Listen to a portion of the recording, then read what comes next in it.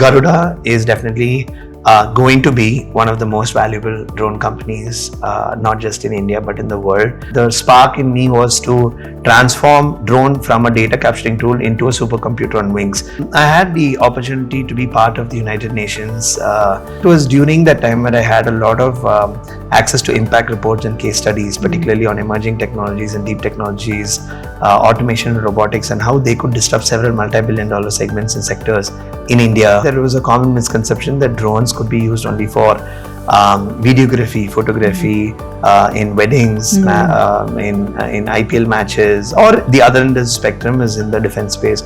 I believe that that was a great disservice, and there was plenty of other sectors, like in terms of mining, in precision agriculture, in oil and gas, in structural damage assessment, Industry 4.0 in general. Ever since the drone rules was liberalized in 2020-21 and the production link incentives was brought in 21-22, and the Prime Minister had launched 100 of our drones in 100 locations in 2022.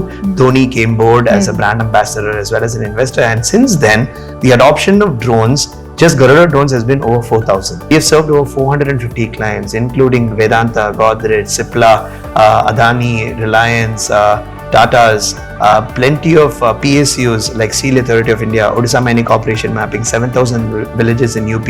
We have redefined how drones as a services functions in India, and we've been growing strength to strength. From 2020 we were at 2 crores. The next year in 21-22 we're at 15 crores. 22-23 we're at 47 crores in revenue.